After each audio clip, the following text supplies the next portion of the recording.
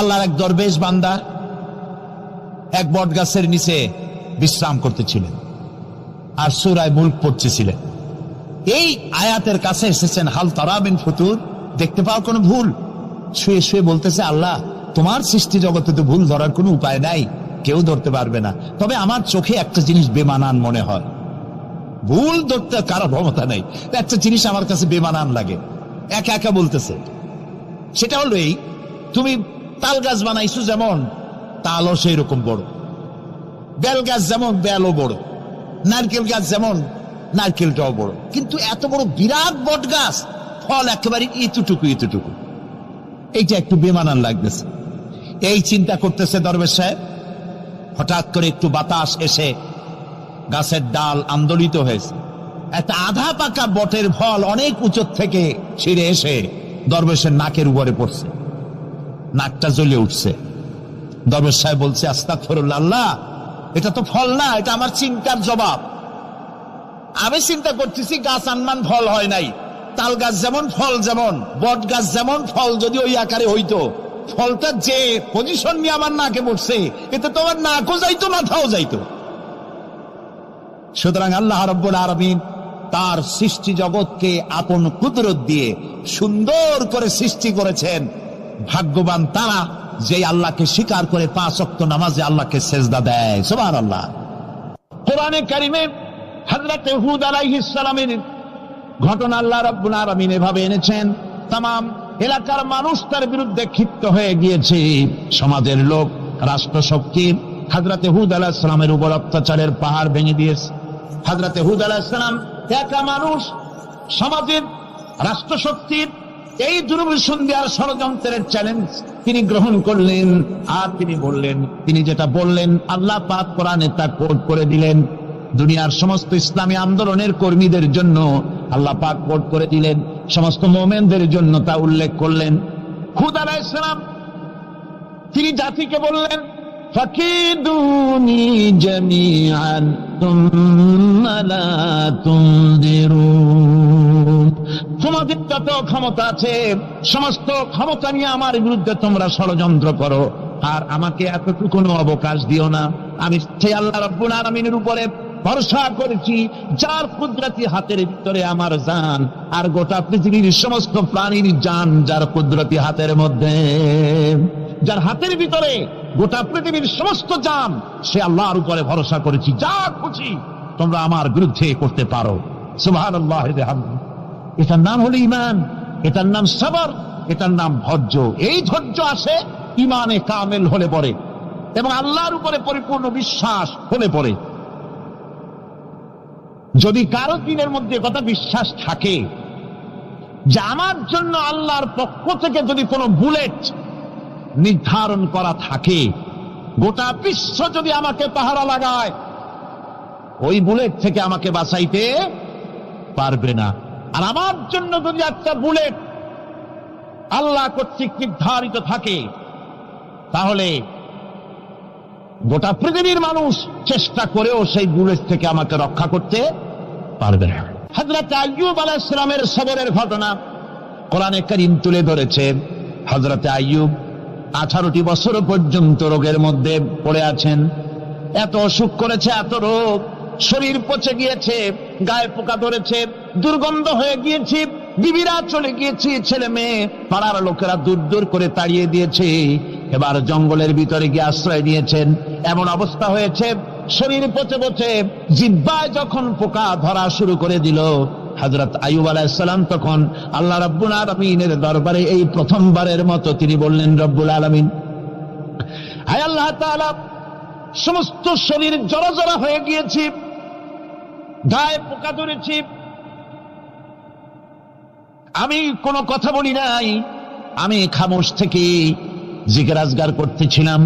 আয় আল্লাহ, এখন দেখি আমার জিহ্বায় পোকা ধরেছে, পোকা ধরা শুরু হয়েছে। আমার জিহ্বাটায় পোকা তুমি দয়া করে দিও না, কারণ আমার জিহ্বায় যদি পোকা হয়ে যায় তাহলে তোমার মতো আল্লাহর জিকির আমি কি দিয়া করব? আমার জিহ্বাটা তুমি দয়া করে ভালো রাখো। কোরআনে কারীম বলছি, وأيوب إذ نادى ربه আন্নী মাসসানিয়াদ-দুররু ওয়া আনতা আরহামুর রাহিমিন। স্মরণ করো সেই সময়ের কথা যখন আইয়ুব তার রবকে ডেকে বলেছিল, আমি অসুস্থ আর তুমি তো রহমান রহিম, দয়াময়। ভাষাটা দেখেন কি সুন্দর। এর থেকে কি আল্লাহরে আর কিছু বলা লাগে? আল্লাহ পাকের কাছে তিনি বলতেছেন, আল্লাহ আমি তো অসুস্থ, আমি তো অসুখ করেছে আমার, আর তুমি তো দয়াময় রহমান রহিম। এক অন্ধ, ঈদের দিন কত অন্ধই তো আছে খরাত করার জন্য, ভিক্ষা করার জন্য, চতুর্দিকে ভিক্ষা করতেছে অন্ধরা। এক অন্ধ ঈদের গেটের কাছে দাঁড়ায় বলতেছে, ভাইরা আজ হচ্ছে ঈদের দিন আর আমি কিছু দেখতে পাচ্ছি না। বেশি পয়সা পাইল, মানুষের দিন তার প্রতি আকৃষ্ট হয়ে গেছে। আরে কি কথা, আজ ঈদের দিন, সকলে আনন্দ করছে আর আমি কিছুই দেখতে পাচ্ছি না। সে কিন্তু কিছু চায় নাই। ভাষার ভিতরে, কথা বলার ভিতরে এ ধরনের টেকনিক আছে। হযরত আইয়ুব আলাইহিস সালাম বললেন না যে আল্লাহ আমারে মাফ করে দাও, কষ্টের মধ্যে আছি।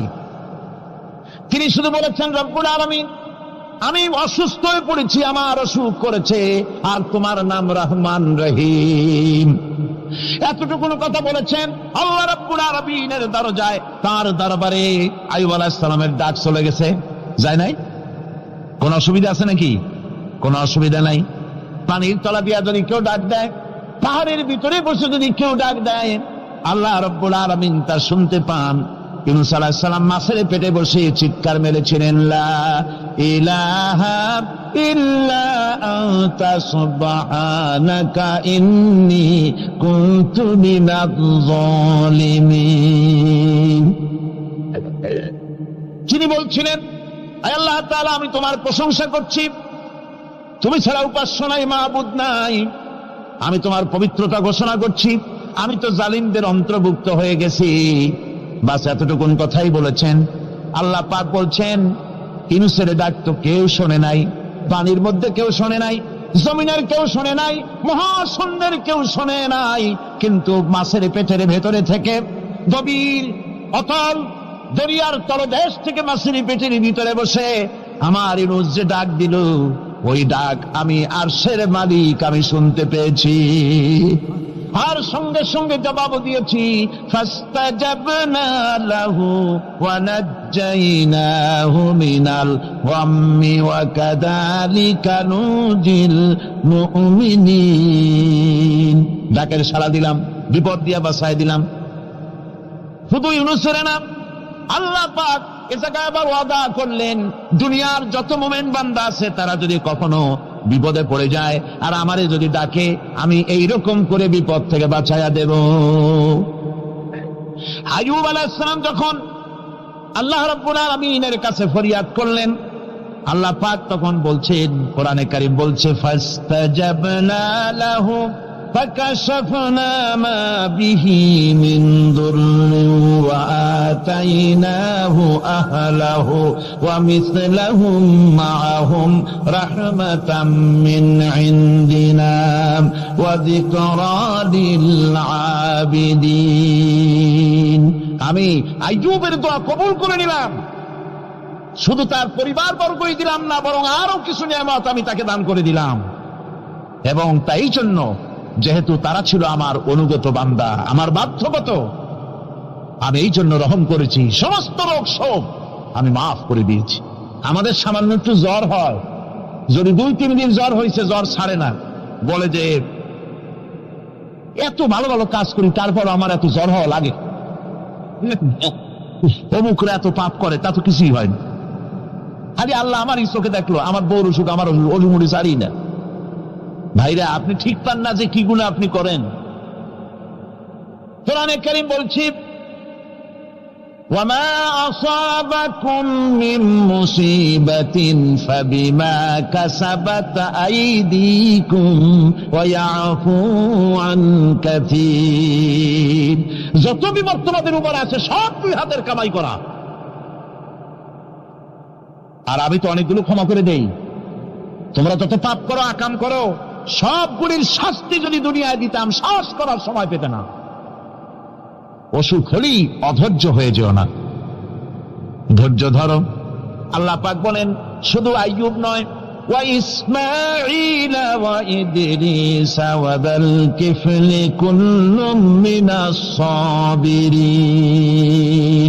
এইভাবে করে ইসমাইল, ইদ্রিস, জুলকিফল সবাই ছিল ধৈর্যশীল। জোরে বলেন সুবহানাল্লাহ। ধৈর্যের চরম পরাকাষ্ঠা ছিলেন তিনি। কোরআনে কারীম নবীদের এই কথাগুলি আমাদের শোনাচ্ছেন। হযরত ইয়াকুব আলাইহিস সালাম কলিজার টুকরা সন্তান হযরত ইউসুফ আলাইহিস সালামের জন্য তার মনটা পাগল ছিল। এত সুন্দর করে আল্লাহ তারে বানাইছিলেন, এত তিনি ছিলেন সৌন্দর্যের পিরামিড, যারে দেখলে চোখ ফিরানো যায় না। এমন সুন্দর সুপুরুষ যারে দেখি সেই যুগের সুন্দরী যুবতী মেয়েরা রূপের মোহে পড়ে নিজেদের আঙ্গুলগুলি কেটে ফেলে দিয়েছিল। রূপের মোহে এমন অবশ হয়ে গেছে, আঙ্গুল কেটেছে, হাত কেটেছে, টের পায় নাই। আবার ভুল বুঝবেন না, দুনিয়ার সেরা সুন্দর পুরুষ ইউসুফ আলাইহিস সালাম, তা কিন্তু রাসূলের চাইতে বেশি নয়। হযরত উম্মুল মুমিনিন আয়েশা রাদিয়াল্লাহু তাআলা আনহা তিনি বলেছেন, যেই সব সুন্দরী রমণীরা ইউসুফ আলাইহিস সালামকে দেখে রূপের মোহে পড়ে নিজেদের আঙ্গুলগুলো কেটে ফেলেছিল, ওরা যদি আমার হাবিবকে দেখতো, ওরা যদি আল্লাহ রাসূলকে দেখতো, তাহলে হাত কাটতে কাটতে কোন ফাঁকেতে কলিজা কেটে ফেলে দিত, ওরা টের পেত না। আমার বন্ধুগণ, হযরত আইয়ুব আলাইহিস সালাম সন্তানের মায়া, অন্যান্য ভাইরা হিংসায় পড়ে গেল, তারা নিয়ে তাকে কুয়ায় ফেলে দিল। সেখান থেকে তারা একটা ছাগল বা কোনো পশু জবাহ করে তার রক্ত মাখাইয়া জামায় এনে হাজির করে দিল হযরত ইয়াকুব আলাইহিস সালামের সামনে, যে তারে নিয়ে খেলা করতে গিয়েছিলাম, আমরা খেলায় লিপ্ত ছিলাম, বাগে খাইয়া ফেলাইছে। এগুলি কি গপ্প?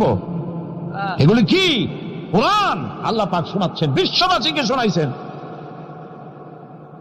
সূরা ইউসুফের চাইতে এত সুন্দর উপাখ্যান গোটা পৃথিবীতে আর নাই। সুবহানাল্লাহ। অনেকে ইউসুফ জুলাইখার কেসা খুব মজা করে পড়ে, ফুর্তি করে, প্রেমের গল্প পড়ে। এটা কোনো প্রেমের গল্প নয়। ইউসুফ আলাইহিস সালাম, জুলাইখা ইউসুফ আলাইহিস সালামের জন্য কাঁদতে কাঁদতে চোখ কানা হয়ে গেছে। এরপর ইউসুফ আলাইহিস সালাম জুলাইখারে পাওয়ার জন্য পাগল হয়ে গেছে। নাউজুবিল্লাহ, এটা হয়নি কখনো। তিনি আল্লাহর পয়গম্বর, আর আল্লাহ কেমনে তারে বাঁচিয়েছেন? যখন জুলাইখা ঘরের ভিতরে সুন্দর করে যৌন উন্মাদনামূলক চিত্র অঙ্কিত করে ঘরের মধ্যে আটকায় দিয়েছে, তালা লাগায় দিয়েছে, আর নিজে যৌন উদ্দীপক কাপড় চোপড় পরেছে না পরার মতোই। সে যুগের সুন্দরী মেয়ে জুলাইখা, তার কুপ্রবৃত্তিকে চরিতার্থ করার জন্য আহ্বান করা হয়েছে। হযরত ইউসুফ আলাইহিস সালাম লক্ষ্য করে দেখলেন এমন জায়গা, এখান থেকে পালাবার তো পথ নাই, দরজা বন্ধ করে দিয়েছেন। তিনি শুধু তখন কেবলমাত্র আল্লাহ রব্বুল আলামিনকে ভয় করলেন। আল্লাহকে ভয় করে আল্লাহর নাম নিয়ে যখন তালাবদ্ধ দরজার দিকে দৌড় দিয়েছেন, আল্লাহ রব্বুল আলামিন আপন কুদরতে তালাগুলি খুলে দরজা তার জন্য উন্মুক্ত করে দিলেন। ইউসুফ আলাইহিস সালামকে ফালাই দিয়ে এভাবে করে কাপড় এনে দিল তার সামনে, রক্তমাখা কাপড় পেয়ে হযরত ইয়াকুব আলাইহিস সালাম সন্তানদের মুখে কাহিনী শুনে তিনি কি বললেন? কোরআনে কারীম তা কোট করেছে। তিনি চিক দিলেন না, ফাল দিলেন না, ফিট হয়ে পড়লেন না। তিনি বললেন, কলিজার টুকরা সন্তান, তার মরার খবর শুনেছেন। তিনি বললেন কি? ফাসাবরুন জামিলুন ওয়াল্লাহুল মুস্তাআনু আলা মা তাসিফুন। আমি উত্তম সবর অবলম্বন করব। তোমরা যে কাহিনী রচনা করেছো এর বেলায় আমি আল্লাহর কাছে সাহায্য চাই। আমি উত্তম সবর অবলম্বন করব। আমার ভাইয়েরা, 11 ভাই মনে করেছিল ইউসুফ আলাইহিস সালামকে মরণ কুয়ায় ফালাই দিছি। তারা তো ঠিক পায় নাই, এটা মরণ কুয়া না, এটা হচ্ছে একটা সুড়ঙ্গ, যাকে ইংরেজিতে বলে টানেল। এটা এমন একটা সুড়ঙ্গ, ওরা মনে করেছে মরণ কুয়া, কিন্তু আল্লাহ রাব্বুল আলামিন এই কুয়াতে এমন বানালেন, ওরা একদিকে ফালাই দিল মরণ কুয়ায়, এই কুয়ার আর এক মুখ দিয়া আল্লাহ রাব্বুল আলামিন ইউসুফ আলাইহিস সালামকে নিয়ে মিশরের সিংহাসনে বসায়া দিলেন। এটা মরণ কুয়া নয়, এটা রাজ সিংহাসনে বসার সুড়ঙ্গ পথ। ইউসুফ আলাইহিস সালাম আজ প্রেসিডেন্ট, সুবহানাল্লাহ, প্রেসিডেন্ট হয়ে বসে আছেন। ওদিকে কেনানে অভাব লেগে গেছে, সেখানকার মানুষেরা সাহায্য নিতে এসেছে, ওই 11 ভাইও আসছে। হযরত ইউসুফ আলাইহিস সালাম দেখি চিনে ফেলেছে, ওরা কিন্তু তখনও ঠিক পায় নাই। হযরত ইউসুফ আলাইহিস সালাম চিনে ফেলেছেন। এখন কি করা উচিত? সবগুলোকে ঠ্যাং উপরের দিকে উঠাইয়া তারপরে সমানে ধোলাই দেওয়াইতেও স্বাভাবিক ছিল, আমাদের মতো মানুষ হইলে, ঠিক কিনা? ঠিক তো বলবেনি, অভ্যাস তো এটাই। হযরত ইউসুফ আলাইহিস সালাম তাদের সামনে পরিচয় দিলেন। তারা যখন বুঝতে পারল, লজ্জায় তাদের মাথা হেট হয়ে গেল। হযরত, তারা এক তো লজ্জা, আর 2 নম্বরের ভয়, জান নিয়া কেনানে কেউ ফিরে যাইতে পারবো না। এখন অবস্থা হয়েছে যে জীবনই যায় নাকি এখানে। হযরত ইউসুফ আলাইহিস সালাম ভাইদের এই করুণ দুরবস্থা বুঝতে পারলেন, বুঝে চরম ধৈর্য ধরে তিনি কি বললেন? তিনি বললেন, লা তাসরিবা আলাইকুমুল ইয়াউম। ও ভাইরা, তোমাদের বিরুদ্ধে আমার কোনো ক্ষোভ নাই, দুঃখ নাই, বিদ্বেষ নাই, হিংসা নাই, আল্লাহর রাস্তে মাফ করে দিলাম। আল্লাহু আকবার, সুবহানাল্লাহ। এর নাম পয়গম্বর। এর নাম কি? পয়গম্বর। কিসের লেনিন, কিসের মার্কস? জওয়ানেরা, ভুল পথে মানুষ চলেছিল, আলহামদুলিল্লাহ আল্লাহ এগুলারে ডাস্টবিনে ভালাই দিছে, কারণ আলহামদুলিল্লাহ, আলহামদুলিল্লাহ। পয়গম্বর কারে বলে? কারে বলে পয়গম্বর? কি চরিত্র! রাসূল করিম সাল্লাল্লাহু আলাইহি ওয়াসাল্লাম, তাকে একজন সাহাবী বলছিলেন, হুজুর বলছেন এই কামটা করলা না কেন? সাহাবী বললেন, হুজুর আপনি যদি চোখের ইশারায় বলতেন, মুখ দিয়ে না কইয়া, তাও তো আমি কামটা করে ফেলতাম, আমি তো বুঝি নাই। হুজুর বললেন, চোখের ঠারে ঠারে কাজ করা নবুয়তের শান নয়। আল ওয়াদুহু ওয়াস সারাহা, নবীরা যা করেন তা ডাইরেক্ট, কোনো বক্রতা নাই, স্পষ্ট কথা। আমার ভাইরা, হযরত ইউসুফ আলাইহিস সালাম বিনিয়ামিনকে কাছে নিয়ে পরিচয় দিলেন তার ভাইদের সামনে। কোরআনে কারীম বলছে, ক্বালা আনা ইউসুফ ওয়া হাদা আখি قد من الله علينا إنه من يتقي ويصبر فإن الله لا يضيع أجر المحسنين। আমি ইউসুফ, আর এই হচ্ছে আমার ভাই। আল্লাহ আমাদের উপর ইহসান করেছেন। প্রকৃতপক্ষে যারা আল্লাহকে ভয় করে এবং সবর এখতিয়ার করে, আল্লাহ এভাবে তাদেরকে, তাদের আমলকে নিষ্ফল হতে দেন না। আমার এই জামাটা নিয়ে যাও। হযরত ইয়াকুব আলাইহিস সালাম, কলিজার টুকরা সন্তান ইউসুফ আলাইহিস সালামের বিরহ যন্ত্রণায় ছেলেকে কতদিন দেখে না, কাঁদতে কাঁদতে চোখ দুটো অন্ধ হয়ে গেছে। মিশর থেকে কেনানের দিকে জামা রওনা হয়েছে। কোথায় মিশর, কোথায় কেনান? জামা যখন রওনা হয়ে গেছে, হযরত ইয়াকুব বলতেছেন, আমি যেন আমার ইউসুফের গন্ধ নাকে পেতেছি। জামা চলে এলো, চোখের উপরে রাখলেন, আল্লাহ রাব্বুল আলামিন তাকে চক্ষুষ্মান বানায়া দিলেন। ভাইরা আমার, পয়গম্বরেরা সবর করে গোটা দুনিয়ার মানুষের সামনে দৃষ্টান্ত সেট করেছেন সবর কারে কন। আমার ভাইরা, হযরত ইব্রাহিম আলাইহিস সালামের কথা আল্লাহ পাক কোরআনে কারিমে বলছেন সবর কারে কয়। দেখো, শেখো সবর কারে কয়। আল্লাহ পাক বললেন, ইব্রাহিম তোমার বিবি আর তোমার নবজাতক এই সন্তানকে রেখে আসো মক্কা নগরীতে। তিনি চলে গেলেন, সেখানে ঘর নাই, বাড়ি নাই, কিচ্ছু নাই, চতুর্দিকে ধুধু বালু আর মরুভূমি। হযরতে হাজরা বলছেন, ইব্রাহিম সামান্য পানি আর খাবার দিয়া আমার সন্তান শুদ্ধ এখানে রেখে দিতেছো, আমি কি অপরাধ করেছি? কোনো জবাব নাই। 2 বার 3 বার বলার পরে হাজরা বলছেন, ইব্রাহিম গো, তবে কি আমার আল্লাহর হুকুম মতো আমারে রেখে যাচ্ছ নাকি? হযরত ইব্রাহিম আকাশের দিকে আঙ্গুল উঁচু করলেন। কথা বলবেন, বাক শক্তি বেরোচ্ছে না। 80 বছর বয়সের সময় একটা বাচ্চা আল্লাহ তারে দিচ্ছেন। আর এমন বাচ্চা, পয়গম্বরের ছেলে, কি সুন্দর চেহারা, মরুভূমির উপরে ফালাই দিয়াছো, ফালাই দিয়ে রওনা হয়ে যাচ্ছেন, মুখ দিয়া কথা সরছে না, আকাশের দিকে দেখালেন। হযরত হাজেরা বুঝতে পারলেন। হযরত হাজেরা বলেন, ইব্রাহিম কোনো চিন্তা নাই, নিশ্চিন্ত মনে বাড়ি ফিরে যাও। আমি আমার আল্লাহর উপরে এতটা ভরসা করি, আল্লাহর হুকুমে যদি আমার এখানে রেখে যেয়ে থাকো, ওই আল্লাহ পাক আমাকে আর আমার কলিজার টুকরা ইসমাইলকে পানিতে আর খাবারে মারবেন না, অবশ্যই তিনি ব্যবস্থা করবেন। ব্যবস্থা হয়ে গেল। হযরত ইসমাইল বড় হয়ে গেলেন। আল্লাহ পাক অর্ডার করলেন, জবাহ করো ছেলেকে।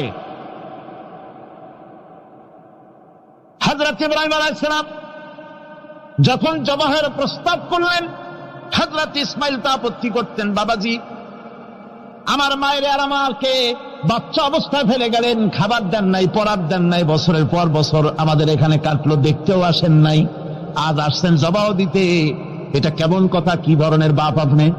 এরকম বলছে নাকি? এরকম বলছে। হযরত ইব্রাহিম আলাইহিস সালাম প্রস্তাবটা কিভাবে পারলেন? আল্লাহ পাক কোরআনে কারিমের দৃষ্টান্ত রেখে দিয়েছেন। আল্লাহ পাক বলছেন, হযরত ইব্রাহিম ছেলেকে বললেন, ইয়া বুনাইয়া, ইয়া বুনাইয়া, হে আমার কলিজার টুকরা লাডলা, হে আমার কলিজার টুকরা সন্তান, ইন্নী আরা ফিল মানাম আন্নী আযবাহুক, আমি স্বপ্নে দেখছি আমি যেন তোমাকে জবাহ করতেছি, ফানজুর মাযা তারা, তোমার রায় কি বলো? আমি তো স্বপ্নে দেখছি যে আমি তোমার জবাহ করতেছি, এখন তোমার রায় কি, তোমার মত কি? হযরত ইসমাঈল আলাইহিস সালাম শুনিয়া দিলেন দৌড়, নাকি না? হযরত ইসমাঈল আলাইহিস সালাম ধৈর্যের প্রতীক, তিনি কি কথা বললেন, তার মুখের কথা কোরআন শরীফে আল্লাহ পাক উঠায় দিলেন। হযরত ইসমাঈল বললেন, ইয়া আবাতি ফাআল মা তু'মারু সাতাজিদুনি ইনশাআল্লাহু মিনাস সাবিরিন, হে আমার পিতা, আপনি যে ব্যাপারে আদিষ্ট হয়েছেন আপনি তা পালন করুন, অবশ্যই আমাকে ধৈর্যধারীদের মধ্যে পাওয়া যাবেন। সুবহানাল্লাহ। এক বর্ণনায় এসেছে, হযরত ইসমাঈল বললেন, আব্বাজান আমি ধৈর্যধারীদের ভিতরে আমারে পাবেন, তবে জবাহ করার আগে আমার হাত পাটা একটু বেঁধে নেন, কারণ জবাহের যন্ত্রণায় আপনার গায়ে যদি আমার হাত পা লেগে যায় তো বেয়াদবি হয়ে যেতে পারে, আর আমি মরে আমার জবাহ হয়ে যাওয়ার পর আমার রক্ত মাখা জামাটা নিয়া আমার মা হাজেরারে দিবেন, কারণ তাকে মা বলবার মতো আর তো কেউ নাই। হযরত ইব্রাহিম তাকে বাঁধবার জন্য প্রস্তুতি নিলেন। হযরত ইসমাঈল বলছেন, আব্বাজান বাঁধবেন না, বাঁধার প্রয়োজন নাই।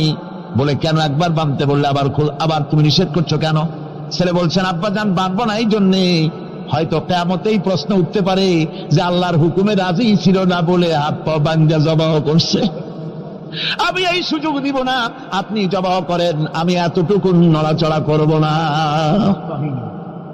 ধৈর্যের চরম প্রতীক হযরতে ইসমাঈল আলাইহিস সালাম দেখাই দিয়েছেন ধৈর্য কারে কয়। আমার বন্ধুগণ, এই পৃথিবীর সবচাইতে ধৈর্যের বড় প্রতীক হতেছেন ইমামুল মুরসালিন, আশরাফুল আম্বিয়া, সাইয়্যিদুল মুরসালিন, জনাবে মুহাম্মাদুর রাসূলুল্লাহ সাল্লাল্লাহু আলাইহি ওয়াসাল্লাম।